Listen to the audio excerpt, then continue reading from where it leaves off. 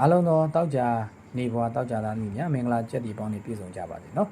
အဲ့တော့1389ခုနှစ်အတွက်ဒါတောက်ကြနေဘွာတောက်ကြသားမိတို့ရဲ့တနစ်တာရေပုံရကန်စားတာကိုဒီနေ့ဖတ်ကြားပေးသွားမှာပဲဖြစ်ပါတယ်1389ခုနှစ်တွင်မှာတောက်ကြနေဘွာတောက်ကြသားသမီးတွေအတွက်ကန်စားတာတိုးတက်ကောင်းမွန်နေတဲ့နှစ်လို့ဆိုရမှာဖြစ်ပါတယ်မိမိတို့ရဲ့လောက်ပိုင်ခွင့်နဲ့ဩဇာအာဏာတိုးတက်လာမယ်အကြံစီအောင်မြင်မှုနဲ့အတူဖော်ယူတဲ့အတိုင်းဝိုင်းကောင်းတွေနဲ့စုံစည်းရတတ်တဲ့နှစ်လို့ဆိုရမှာဖြစ်ပါတယ်စီးပွားရေးနဲ့ငွေကြေးကံပွင့်လန်းနေပြီးတော့ဝင်ငွေကောင်းတတ်တဲ့အချိန်လည်းဖြစ်ပါတယ်လုပ်ငန်းစီးပွားကိုလည်းဒါတိုးချဲ့ပြီးတော့လှုပ်ဆောင်နိုင်မယ်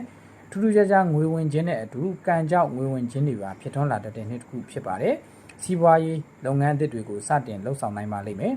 အဲ့တော့ဝန်ထမ်းပိုင်းမှာလုပ်နေတဲ့ဒါတောက်ကြနေဘွားတွေအဖို့လည်းတည်တည်ငြိမ်ငြိမ်နဲ့အကျိုးပေးပြီးတော့စိတ်ချမ်းမြေ့စရာကောင်းတဲ့ကိစ္စရပ်တွေကျုံမယ်ကောင်းမွန်တဲ့လုပ်ဖို့ကင်ဘတ်တွေနဲ့စုံစည်းရမယ့်အချိန်ဖြစ်ပါတယ်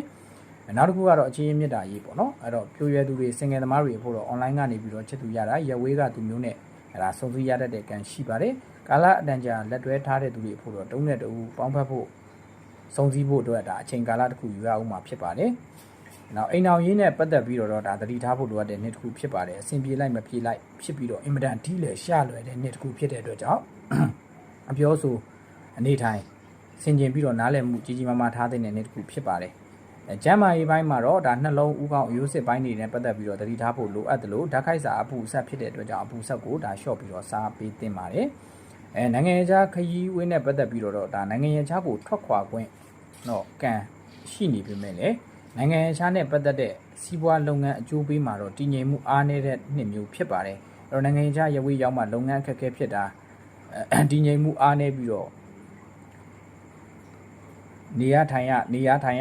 င်းနဲ့ပတ်သက်တဲ့အခက်အခဲစသဖြင့်ပေါ့နော်နိုင်ငံခြားမှာရက်တီဖို့နည်းနည်းခက်ခဲတဲ့အချိန်တစ်ခုလို့ဆိုရမှာပဲဖြစ်ပါတယ်အဲ့တော့တောက်ကြနေဘွာတောက်ကြသားမိတွေအတွက်တစ်နှစ်တာလုံးကန်ဆာတာတိုးတက်မြင့်မားဖို့အတွက်တောက်ကြနေမနက်9:00 နာရီကနေ10:00 နာရီခွဲအတွင်းမှာဇီးရှင်းညွန့်ကိုစူးဖယ်ပေါ့နော်စူးဖယ်ပြီးတော့ဇီးရှင်းညွန့်အမွှေးတိုင်းဖျောင်းတိုင်း8တိုင်းစီကို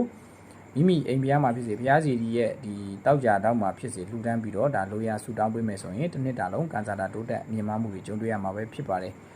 ဒါကတော့1389ခုနှစ်အတွက်တောက်ကြနေဘွားတို့ရဲ့တစ်နှစ်တာရေပုံရကန်ဆာတာနဲ့ရရအစီအမဲဖြစ်ပါတယ်အားလုံးသောတောက်ကြနေဘွားများမင်္ဂလာကျက်တည်အပေါင်းနဲ့ပြည့်စုံပြီးတော့နှစ်သက်မှာပျော်ရွှင်ချမ်းမြေ့ကြပါစေလို့ဆုတောင်းမေတ္တာပို့သပေးလိုက်ပါတယ်